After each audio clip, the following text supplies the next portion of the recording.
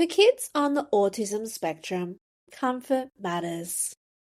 Nundies are sensory-friendly absorbent pants made for kids. No rustling, no scratchy textures, just dry nights and calm mornings. Plus, get 30% off your first order with the code WITA30 at confidenceclub.com.au.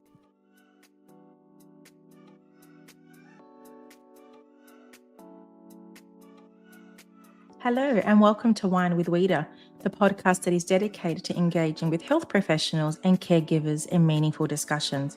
I'm your host, Rita Shamoon, or as my clients call me, Wita. I'm a pediatric speech pathologist and I am so excited to have you here. Each week, we deep dive into connecting you with caregivers and healthcare professionals, sharing their insights, stories, and key takeaways to help you with your child's diagnosis and your journey. Whether you are a parent, healthcare professional, a lifetime learner, or simply a wine enthusiast, you're in the right place.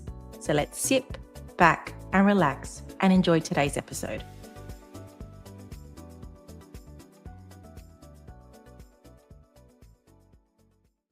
Well, hello, everybody. Welcome to Wine with Wita. Today, I have taken a different turn to the podcast interviews. Today, we're talking rugby league, disability, and dads. Now, for those who know me, I don't know sports very well. I've always followed the Parramatta Eels because I've been brought up and raised in Parramatta, went with Ville, and I'm a true blue Para Eel supporter. Now that I live in the Bulldog territory, I feel like I'm cheating on my team slightly. But I just thought today, let's celebrate disability, sports, and children with inclusion and participation because we need this resource as many families love their children to participate in sports. Today, I have Tonna and Marco Quintao from Heroes with Abilities. Welcome to Wine with Wita, gentlemen. Thanks for having us on your show, Rita.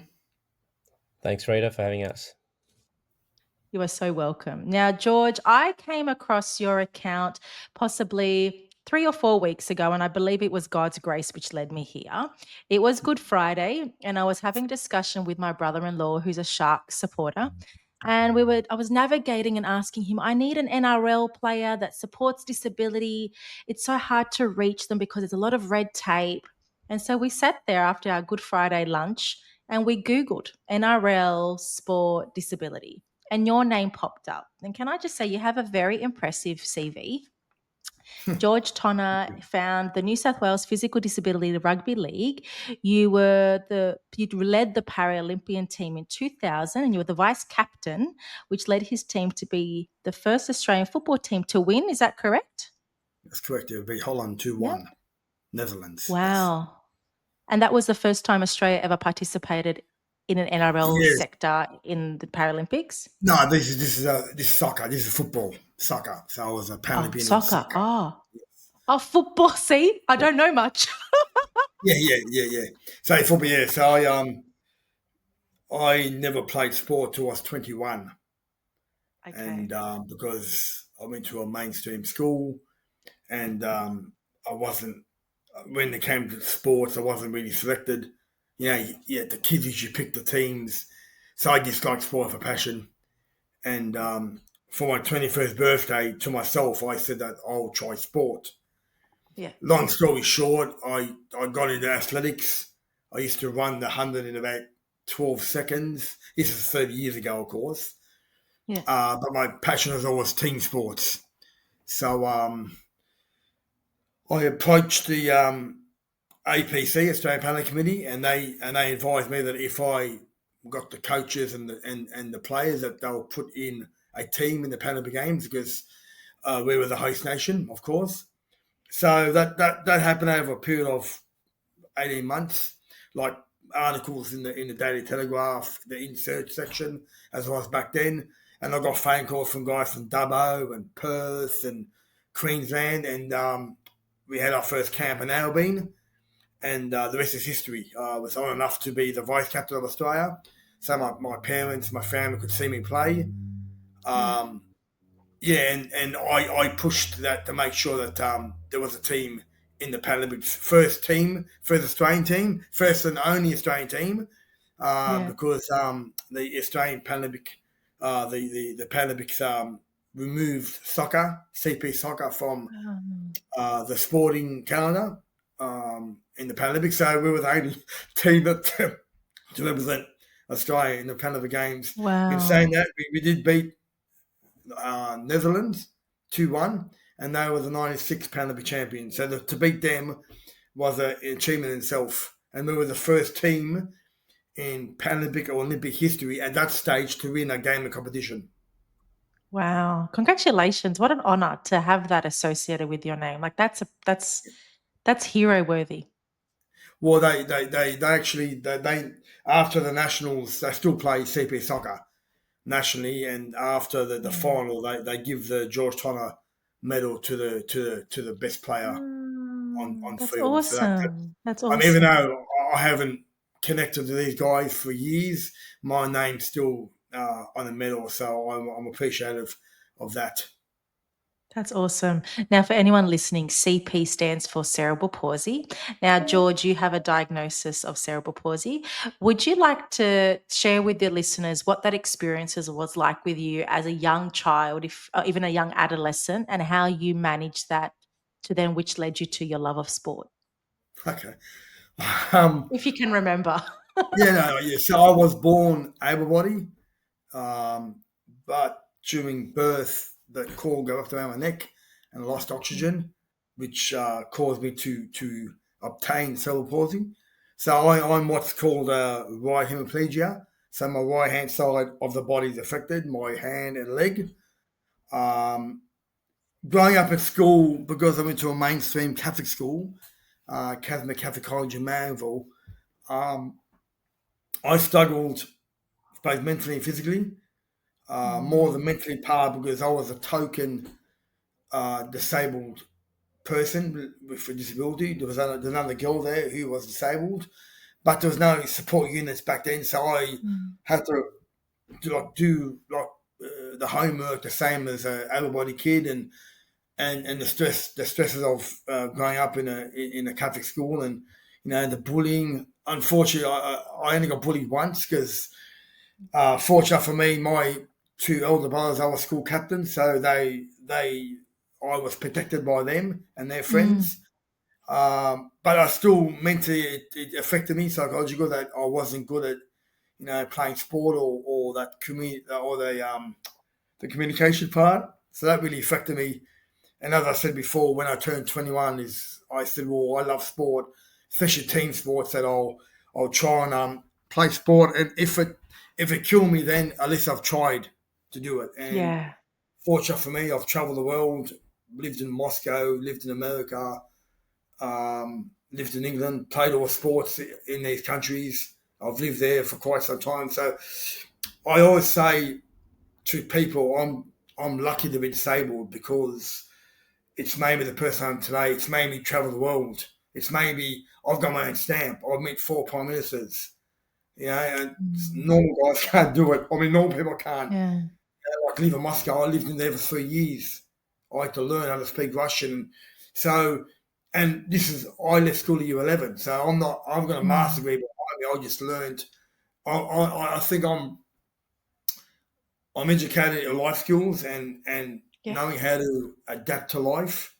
Like I said, I'm 51 at the moment. I still struggle tying my shoelace, and I'm 51. I'm not embarrassed to say no more, but when I was younger, growing up in my teens, I was embarrassed to cut my own steak because I couldn't cut my steak because my hand was fat and wouldn't have the strength to cut the steak. So I had to learn how to tie my shoelaces. I can tie my shoelace now, but it's still like at a weaker stage. You can't really tie it up like tightly. But like I said, I can cut up my steak now, and I do things the best that I can to my ability. I love how you said that your disability has made you so successful, because the patients that I work with, parents always have this fear that their child will not be successful or their child will be limited with their capabilities because of their disability. And this is one of the reasons why Wine with Wita was created, to share these stories that your child can do something. Your child isn't identified through their disability, but more with their ability and their passion to be something in this world. And it's such a beautiful story that you've shared, George, where you can do anything if you really believe that you can. Well, I have to thank my mum for that. When I Yeah. was a young kid, I went to the study centre, as it was called back then. Now it's Mm, CP Alliance, but I used to mm, do the stuff to do with your hands and your legs to try and get you stronger. And they said to my mum at one stage, "Oh, he's probably better off being instituted, being in a home, yeah. and just don't worry about him. He's probably the best place for him to be in at that stage of my life." And my mum said, "No, he's going to normal school. He will do the best he can." So, to mum's credit, she said no to the suits, as they were called, and I think it's made me the person I am. Like I said, I hated myself. The fact that I was different in the mainstream school. And I told my mum one time, she goes, "One day you realise why you're disabled." And Yeah. at the Paralympics Games, she said, "That's why you're disabled, to change people's lives." And I'm doing that Yeah. now with heroes with ability. Yeah. That's amazing. That's amazing. Now, Marco, please share your story. Now, you briefly told me you played soccer and then you were influenced by the Australian culture, which then made you enjoy Alf's version of football, and you were a diehard Panthers supporter. So please, Marco, please tell the listeners about your story, and then we'll discuss how Heroes with Ability came about. 26 years ago, me and my wife were told that young Marco was going to be born with disability, and they gave us a choice, or two choices, to terminate the pregnancy or continue with it. At a young age, when you hear those words, it's sort of you're in another planet. You don't know what to say, what to do, and how to react. And I'm sure there's a lot of parents out there at a young age, married and having a kid with a disability can either make you or break you. And I think, and I know, not think, I know 100% that made who we are, me and my wife, strong parents, um, 27 or 26. He's turning 27 in October already. But, you know, we were taught by one of the best teachers in the world, my own son. Yeah. We learned so much growing up over these years. From those words back in the 10th of October, 98 to now, I've learned so many things in life. I've learned how to advocate for people with disabilities, be their voices, and help other parents in the same situation as we were back 20 odd years ago. So the journey started back then, and you know, I must say it wasn't easy. There's a lot of speed bumps, and unfortunately, society is the biggest issue.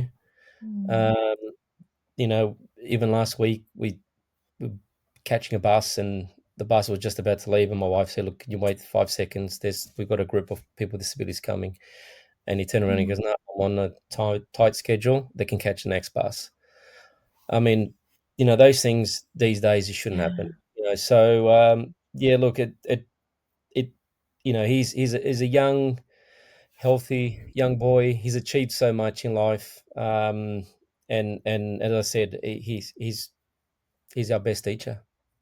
Yeah, yeah. Thank you for sharing that. That's so vulnerable, but so many parents would be feeling the same emotions that you felt when they hear those words about their child's future and their diagnosis. It's gut wrenching, and no parent wants their child to ever experience any suffering or pain. But you nailed it. All these children teach us. They are our greatest teacher, and they are such a privilege to have in our lives. And every life should be honored and respected. He look, even through schools, through the school years, he got bullied so many times. He'll come home, crying why he wasn't never been involved in sport. He would take a ball to school. The ball disappeared uh, during the lunch break, and then the ball would come back to him only after lunch. So he wanted to be part of sport. He wanted to be valued. He wanted to be part of a team, and unfortunately, he was never throughout his schools years. Back in 2006, I think my wife decided to do something and approached an NRL club and asked if they can do anything about bullying and how to include people with disabilities. And one young man came out back then. His name Chris Ironton. He's now retired. We still connected with him. He's actually still one of our ambassadors for Heroes with Ability. He was the first person that engaged with young Marco at lunchtime. And from that day, Marco was picked at lunchtime every single day. Everyone wanted to play with Marco Yeah. because Marco had this new rugby league player. Yeah. So the journey started there. So obviously he started playing rugby league with George in 2011. He played alongside with George for Australia as well for physical disability rugby league. And then 2018, he went through the biggest depression. It was right in our eyes. We couldn't even see it, unfortunately, because with so many things that would happen over the years, and we you know, we we just didn't know where to go. We asked ourselves, what are we doing wrong? What's wrong with our Marco? And I decided to ring Ivan Cleary, the Penrith Panthers coach, and asked him. And I told him all about what Marco was going through, and all he said to me goes, "Marco, just bring him into the academy, and we'll look after him." And the rest is history. He's been involved with the Penrith Panthers, running up the team for the last 4 or 5 years. He's gone from rock bottom to shining star. Is happy. Still, there's good days and bad days. Like everyone has those days. But rugby league, that's his DNA. That's what he lives for. Every Tuesday when the teams come out, he does his own game plan to give out to the coach. He feels like has a place, a purpose in life. He feels like that he's got a sense of belonging as well. Yeah, I was just about to say Um, that. He's got like a community, so he and belongs somewhere. it sense that he's achieved something by Yeah. being part of a team. He thinks he's a player himself, and the boys respect him for who he is. They call him the lucky charm. So, and even other players from other teams, they obviously know Marco along the years. So it just goes to show you give someone with a disability a pair of wings and they'll fly, and that's what happened to Marco. Ivan Cleary, Chris Ironton gave Marco those pair of wings, and he's flying high. So, it we try to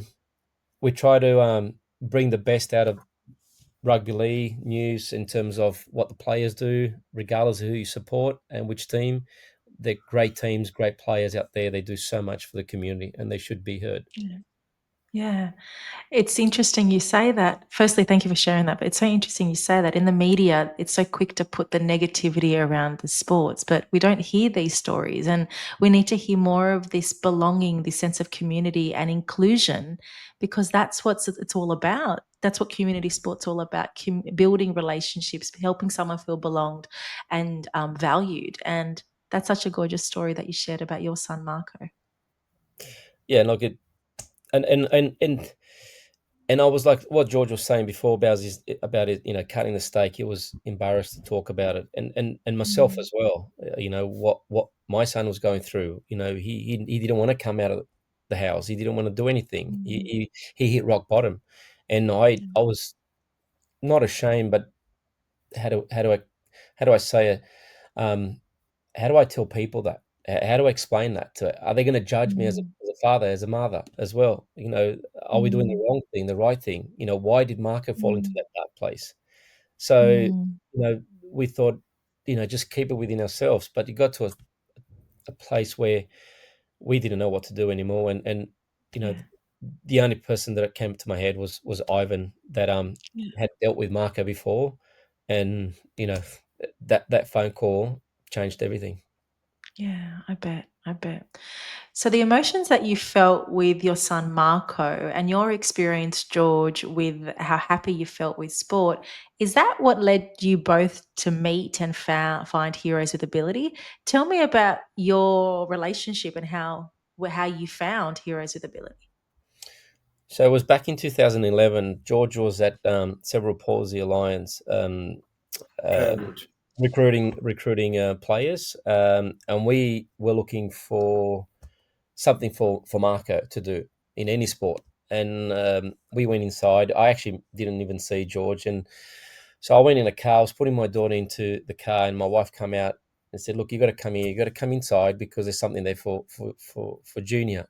I said, "What is it?" He goes, "Oh, it's something to do with rugby league." And I said, "No, no rugby league.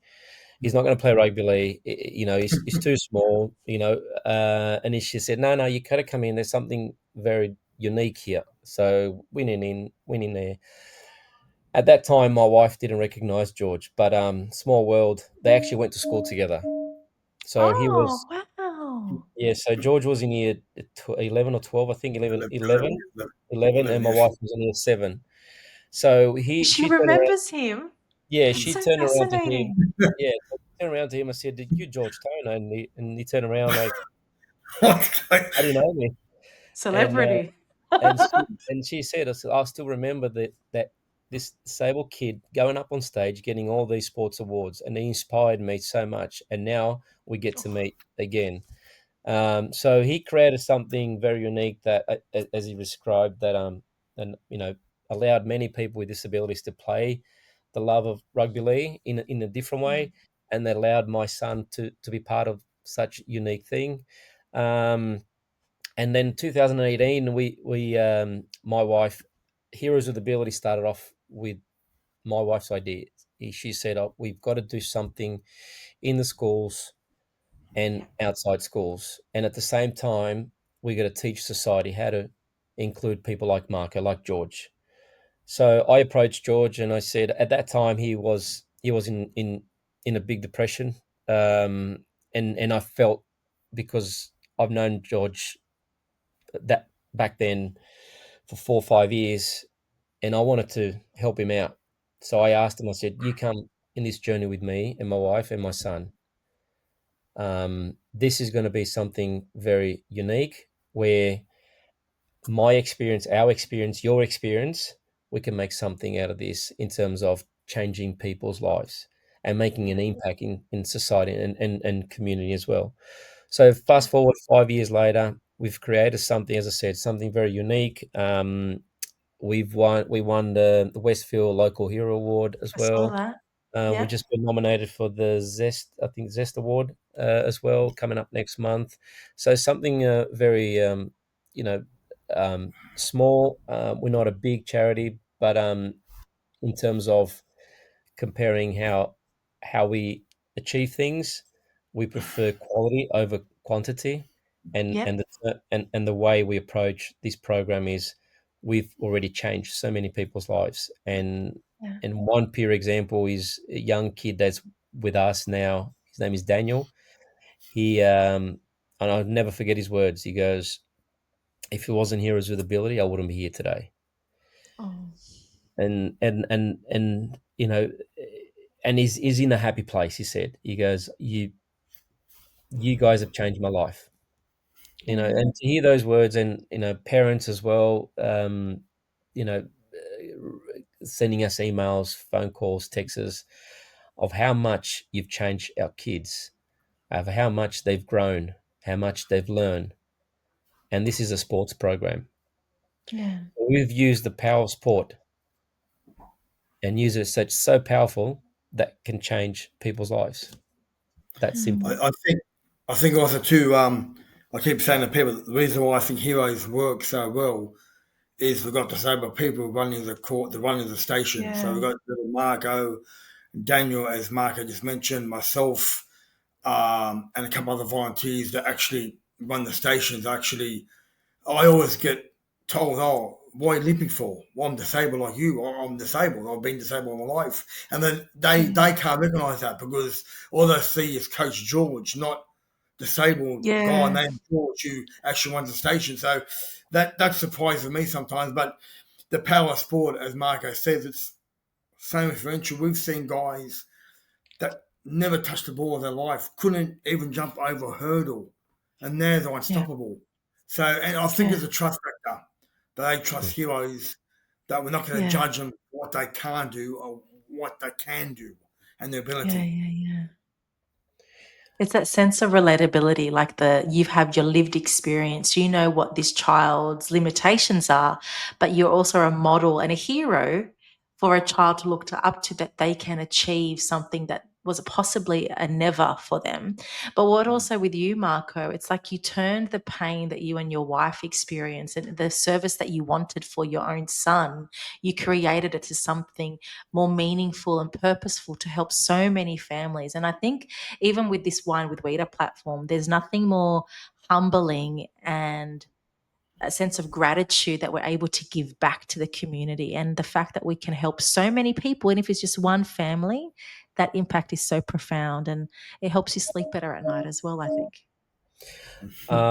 Yes, it does. It does. And when you walk into your own home, and your daughter asks, "How was your day, Dad? Tell me the stories about what happened today." Oh, it's gorgeous. And she wants to know about anything that happened in terms of Zaid. How did he go, and Yusuf, how did he go as well? So those things are very inspiring. And look, we from experience with my son, that's what we use.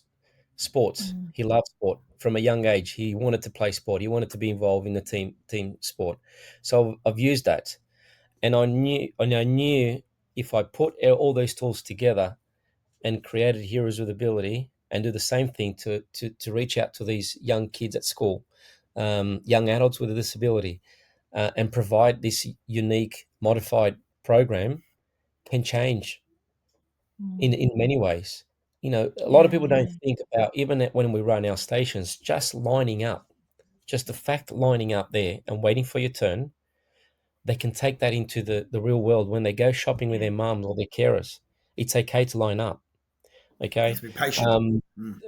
we've Turn taking, attention. we exactly. So we even music. After we finish our sessions, we created our own nightclub or disco. With LED lights and everything else. And a lot of people are telling us, "Oh, you're crazy." People on the spectrum, and autism. The noise and the lights and everything else is totally fine.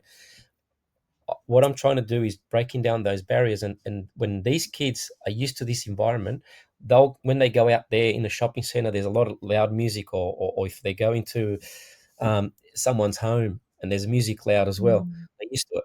Well, the first 2 weeks we had half of the participants outside, so we've opened the door so they can still listen to the music and have that sort of feeling of a disco nightclub. To now they actually get on stage and they want to sing. Wow.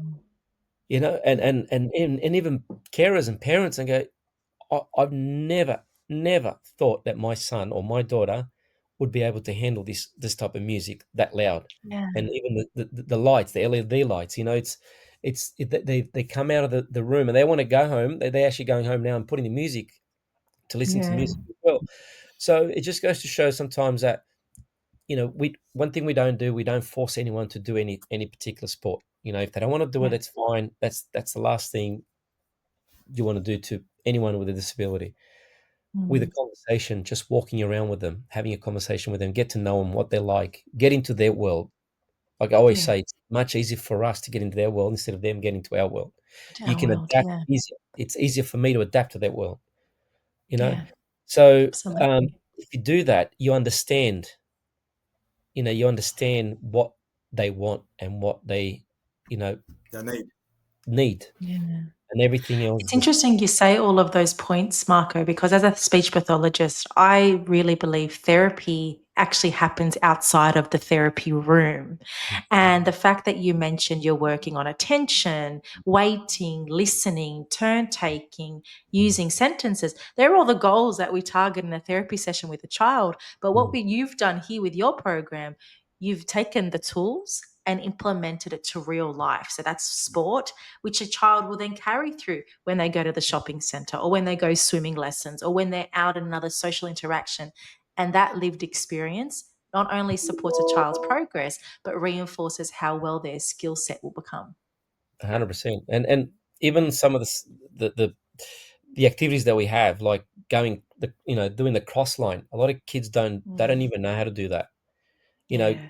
but you'd be amazed if you give them a ball into their hand and you just guide them to start off. Just go the in and outs before you know what they're doing with their eyes closed. That Yeah. simple. Um, you know, everything. If you look at our program and everything that we put in place, it's got everything. It's got sensory. It's got Communication, OT, mentoring. Communication, speech, gross motor, everything. fine Yeah, motor, everything in there. pragmatic, So such as social skills. Yeah. Mm. and the thing is, they get to know each other. They start talking about, if they like food, if they like music, they like fruit as well. Yeah. We give them fruit after a session. They used to come with the bottles of Coke and go to Candy KFCs and bars and chocolates, and now they're waiting for their fruit there. They want their Fruit. bananas, Yeah. apples, and oranges. But also, So they have found friendship, and a yes, child with a disability, it's hard to form friendship. So now they've again that sense. I think it's not spoken enough the impact of a child's communication disorder or disability on their mental health. Like that sense of belonging, that sense of community can change a child. And you said that with that young boy who said, "Without heroes with ability, I wouldn't have been here." yeah, So that in itself is should be recognized and celebrated. yeah. Look, it's Mm. it's very powerful, and then and that's why you said you go to bed and you sleep very comfortable and knowing that you've Yeah, changed someone's life, and yeah, like even now, like I'm just on here with you, and I've got 3 phone calls from these participants, and they call yeah. every night just to say hello, how are you, how was your day? Oh, that's So gorgeous. that's just something that sometimes you take it for granted, you know, Yeah. and you look at these kids that they anything that you do, they appreciate so many things you give them in Yeah, life. they do. Yeah, absolutely, absolutely. That's not- Now, can I just I say, I do. Yeah, go, George. Sorry. just what warms my heart is some of the participants now are mentoring their own peers. So they see us do it. So they go, oh, come here and I'll do it with you. So they mimic what we do. And it's so Yeah, heartwarming to know that the effect we've got on clients, now they're confident enough to say, come here, Annie, or whatever the name is, and I'll do it with you. And yeah, they're comforting. They comfort their own peers. That's very very heartwarming for us to see. yeah. I bet. Is it just NRL that you have in this program, or do you have other sports like tennis, soccer? What else was it? Baseball, or is it, or do you just target a specific sport? So every 10 weeks we change the program. So Hmm. we do like a multi-fit program Hmm. where we have different stations like a circuit gym. So we modify that Hmm. so they have that sense of I've gone to the gym. How Yeah. many kids? How many of these kids and parents don't go to the gym because they feel they don't Oh. belong there? Mm. So now Better play. Mm. we've created something that okay, well, they do an hour of gym, of circuit Mm. gym, with music in the background. So we do that. We do a multi-sports program. So we do basketball, soccer, rugby league. When I say rugby league, there's no tackle, there's no physical, nothing at all. It's It's all about more drill. drill More based. drill based, yeah. Like a touch If football, or not even that like No, that. not even that. No. So Okay. Jumping hurdles, hurdles. agility poles, Mm. target throwing as well. We've created our own mini Olympics as well. Different activities as well. We created also our obstacle course. We create our own tunnels. They go through tunnels. A lot of people don't. They're so scared of going through tunnels and crawling. They don't even Mm. know how to crawl. We've had so many young kids and young adults that they don't know how to crawl. After Mm. 10 weeks, they've learned how to crawl and they're adults. So, and that's just holding a ball in their hand, just holding a ball. We're not forcing anything. We're not forcing you to say, you have to do it this way. We show them how to do it, and they do it their way. And if they're not comfortable into a tunnel, they can walk around it. So we created that as well. We created our own beach volleyball in the indoor center as well, with one of those inflatable balls. So they feel like they're playing volleyball. Um, the I mentioned the mini Olympics that we've created, so we call them mini Olympics, not Olympics, mini Olympics. So even we use even shot put, we use sandbags as well for that. So everything is modified to their needs, so they feel like they've achieved something. Even golf as well. We've done it in a way that we thought, okay, well, if you're going to use a club, it's dangerous, by swinging. So, okay, well, they just grab the ball and they just throw it, so they know. So different things that we create in a world where we think they're going to be able to achieve such thing. Yeah. Um, What age range do you target? Sorry. What ages do you Oh, target? Can children attend? So Monday, Wednesdays, and Fridays we do young adults with disabilities. They come from the different disability service, and then age school kids. So from kindy to year 6, primary Okay. school, and year 7 to year 12 as well, high school. So we do primary school, high Wow, a big school, range. and so we try to cover the whole, from kindy all the way through high school, and then post school students as well. Wow. And the I went beauty, recently.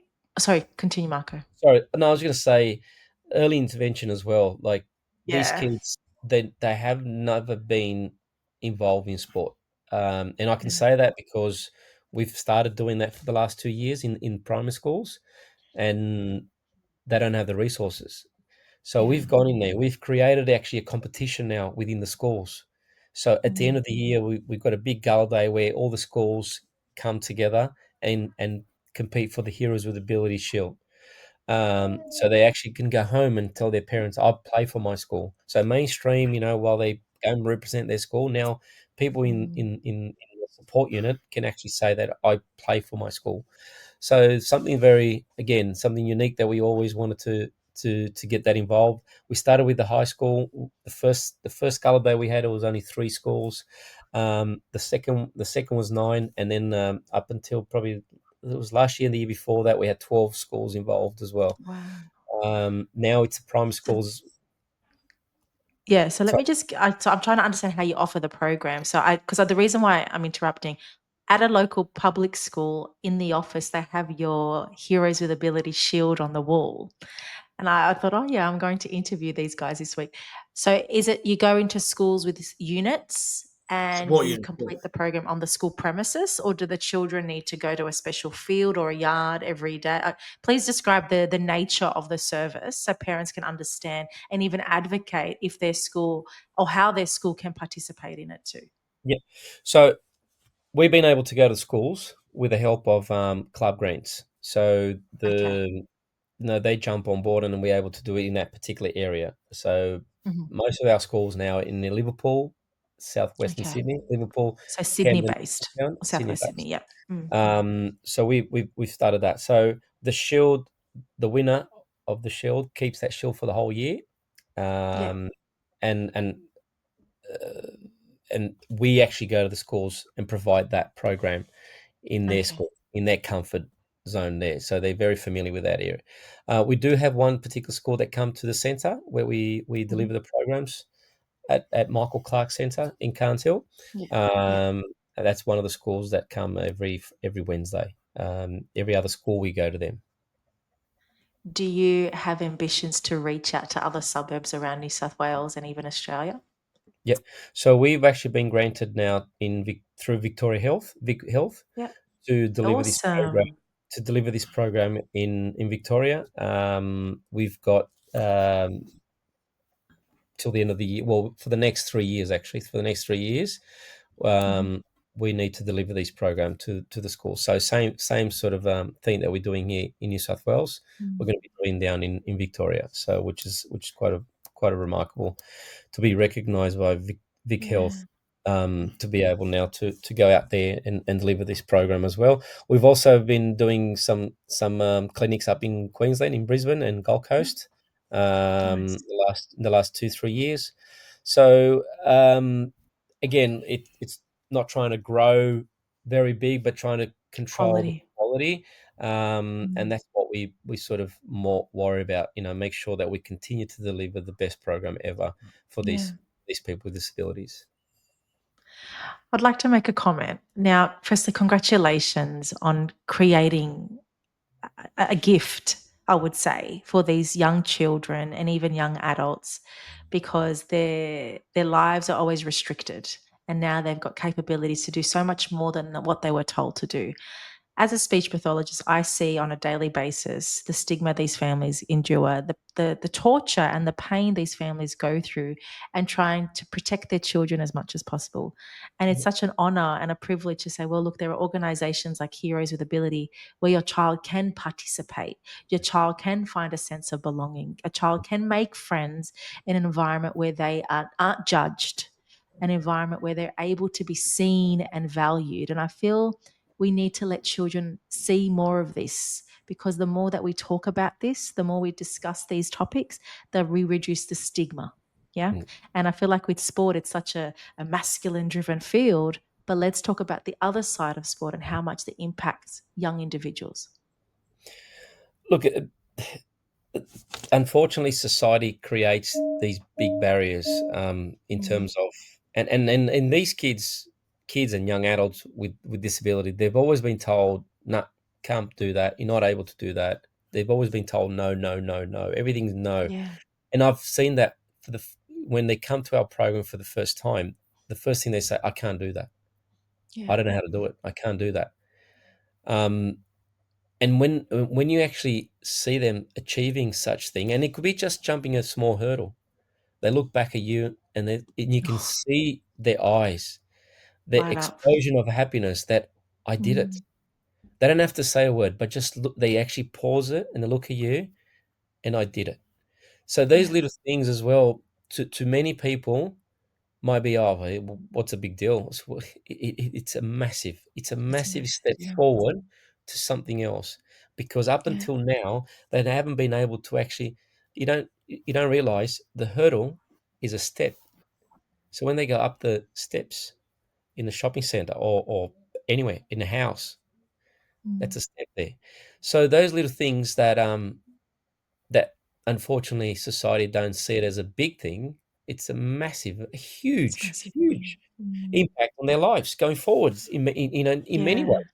So that's what we value in terms of everything that we put in place for these kids to be able to achieve. Yes, you can do it. We're not forcing you to do it. You do it your way. If you don't know how to jump over a hurdle, just go around. Before you know it, they go around, they jump over one, the next one, next week will be another two, the next month will be another two. Before you know it, they're actually telling others what to do. They're showing it. They're proud of showing it, what they've achieved. Throwing, basketball, you can imagine this kid, say I'm going to use George, for example, cerebral palsy, can only use one hand. And he's looking up at the basket and said, I can't do it. I said, it doesn't matter if you don't put it in. Just throw it. Just throw the ball. Just throw it. So before you actually realize, he actually threw the ball and you got the ball inside the hook. Yeah. So I think it's a sense of achievement by the individual, because they've always been told, I was told you couldn't do it, you couldn't play sport. And I think I always say the human spirit's so strong in a person. We need to test yourself. We need to what's the word? We need to test yourself and actually, I can do it, or I can do it my way.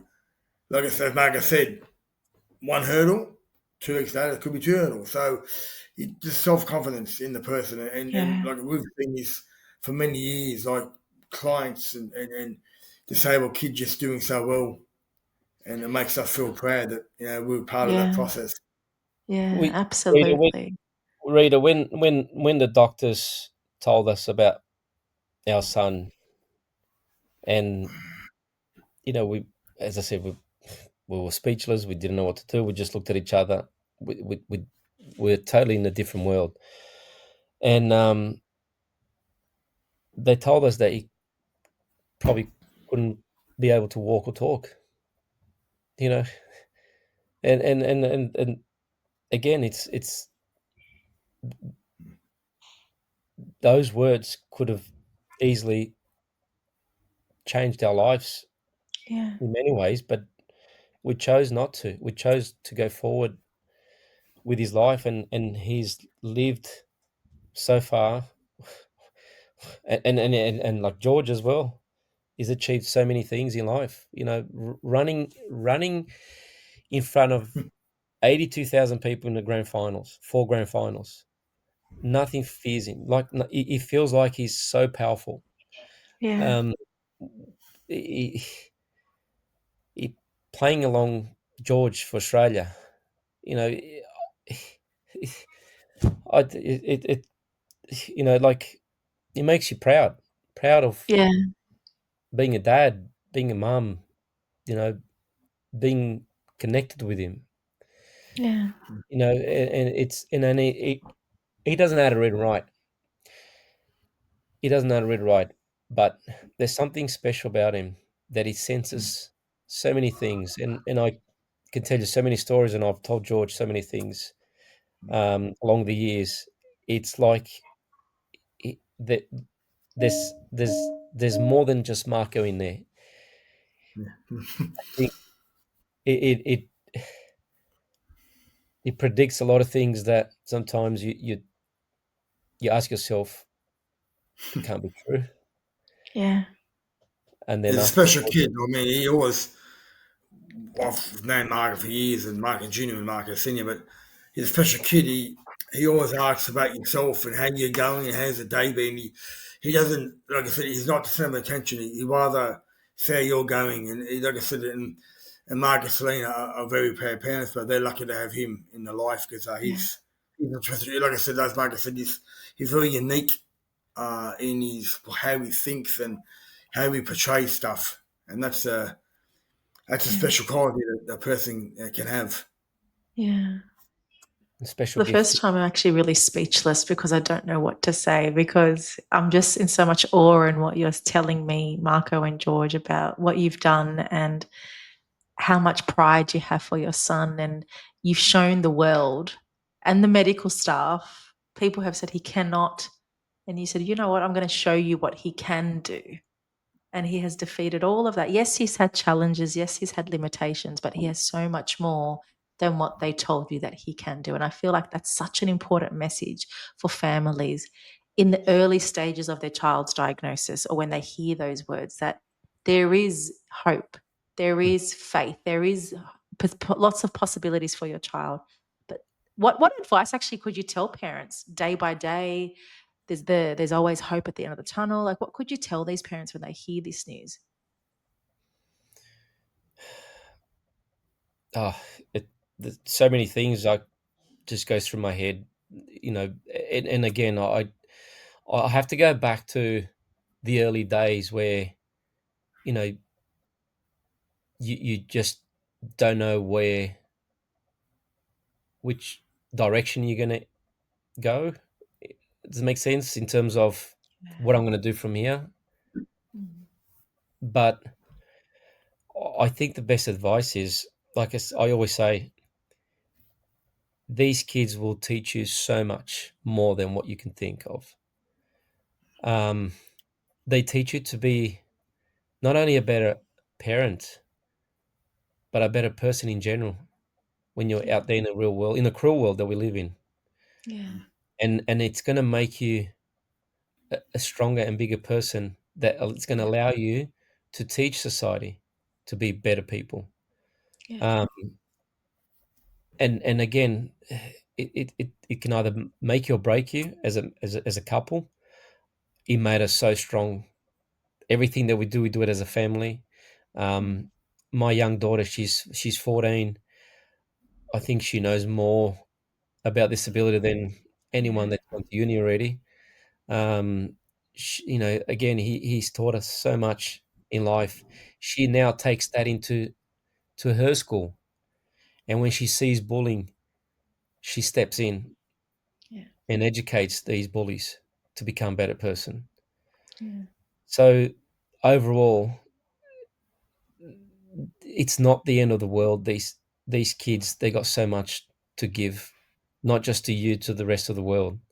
And like you said before in your introduction, if you can change someone's life, just that person can multiply by hundreds of thousands of people, in years to come. So that's what we're all about in terms of Heroes with Abilities, just trying to help out parents in terms of, be you are, accept what you have, and be grateful for what you have. Um, and I've got to say that there are probably worse parents than out there, in worse situation than us. And and I can say that it must be hard for them to go through such thing. Marco doesn't know how to read. He won't be able to get a job. He won't be able to go to uni. He's finished year 12. He'll be stuck. I always say to him, "You're going to be stuck with me for life." And then he says the same thing to me and my wife as well. My daughter said, when I get married, he's coming with me. He's going to live with me. So those things, you got to be grateful for what you have, and just move on and soldier on, and try to help other people in the same situation. Yeah. Without a Never, doubt, never. listeners speaking. Sorry, Joe, what were you saying? So just never give up. I Yeah, was in the never same give up. page. My mum said, "Well, you're not taking him to a home, in the group home." She said she wanted me in a normal school. So, I never gave hope, and look where it's got me in 50 years of my life. I've done things Yeah, that normal, able-bodied people wouldn't do or wouldn't think of yeah. doing. So, yeah. I feel even though your business is called Heroes with Ability to Support Children, but you gentlemen are the heroes here. And also with your wife, Marco, and her idea, you guys are the angels and the heroes that are helping children find their ability, helping children to communicate and to do things that were a no for them in their past. So thank you for creating a gorgeous platform. And without a doubt, individuals listening to this podcast would be thinking like how I'm thinking, how can I support your charity? How can I support your organization to help you continue to support more children? Please tell us what's the best way to support you guys, not only from like an engagement perspective, like with social media, but is there a financial element they can help out too? Yeah, look, any dollar helps us going forward.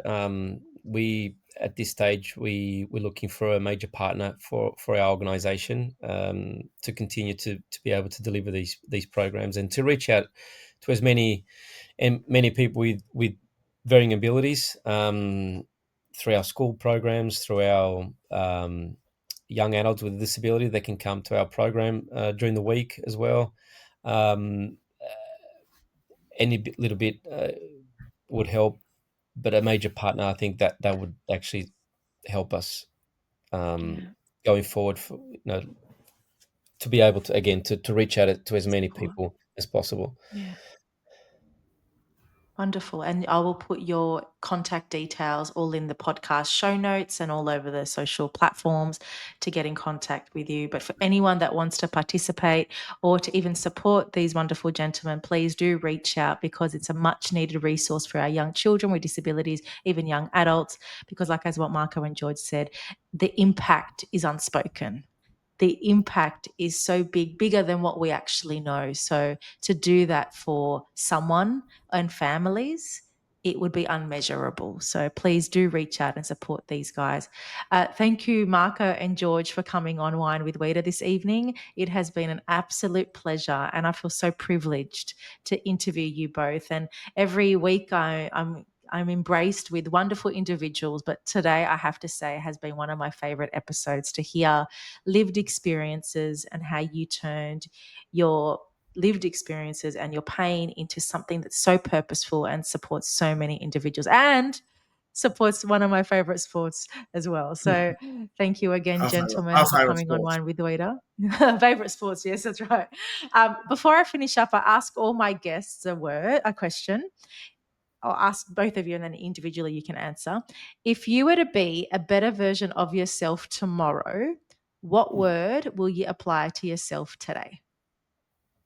Wow, that's a good question. That's the first, Marco. I'm still thinking. Yes, I'm that's a waiting for good, you. good, good I'm question. waiting for you. What word? One word, yeah? Just one word. Some people use a big phrase, but I think a word's just enough. Challenge. Challenge. Lovely. Challenge yourself every day to be better. And challenge others. Oh, challenge others. Challenge the norm. Challenge the Yes. stigma. Love it. Mm, How I've got, perfect for this podcast. Can you I've got, top that, Marco? yeah, but it's 2 words. But it's not mine. It's actually my daughter's. I know. Stronger together. Oh, beautiful. Yeah. Stronger together. That, that's her Challenge word. and stronger together. That's her words, not Can I mine. also say, me and Marco have always said that we could talk to the cows come home about our program, about the clients that we deal with on a day-to-day basis, but you have to see them in person to get a real perspective. Just their smiles, it's hard to explain. Like sometimes I break down in tears, like seeing an action by a client or something that they do during the day, and you say, "Wow, this is they're challenging themselves."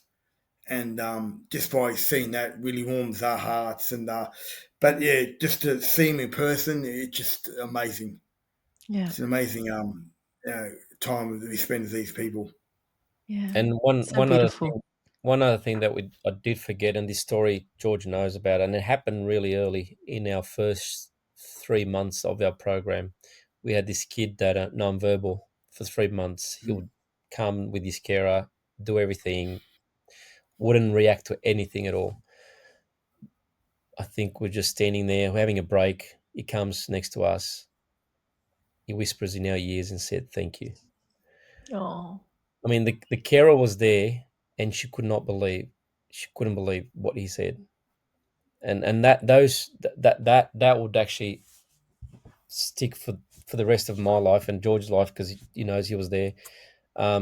Just to hear those words, knowing that this kid has never said, he's nonverbal, for him to Yeah. just the way he said it, that was pretty powerful, and I'll never forget How that. did you feel? It just So shocked you? Yeah. Sorry, we're very George. lucky to very lucky to I suppose host these people. Because like I said, even though I'm physically disabled, I'm still learning how to deal with autism. And I've had discussions with Marco and Celine that sometimes I struggle to start, but now I'm getting to know how they react or how I react to them in their situation. So even I'm learning from these special people. So yeah, like I said, it's yeah, we're very lucky to have those people in our lives, and we see such a beautiful people every day of our lives. They don't judge, they're not judgmental. They just love life. You know, they can be wearing 20-year-old sneakers, and they love because I need to get the new pair of Nikes or need to get the Yeah. latest phone. It's What not they about have, that. they cherish, and they teach us. They teach society a lot about Yeah, how they to do. value life. It's not. They It's not. do. It's not material stuff. It's more than material stuff. But unfortunately, this day and age society wants the latest phones, latest cars, latest high tech gadgets, and it's the simple things that these guys obtain that they cherish. Yeah. Yeah. 100%. You nailed it. And let's hope. I know with not even let's hope this podcast will create the ripple effect that it needs to reduce the stigma, increase the awareness, and support all these children and individuals. And most importantly, support your organisation too, because it's remarkable. So thank you again for creating this platform. Thank you again, Marco and George, for coming on Wine with Wita. And if anyone wants to reach out, all the information is on their show notes. And yeah, let's support disability, inclusion, and sports for young kids, because it's a much needed resource too. Thank you, everybody. And another episode of Wine with Wita will be released next week. Take care.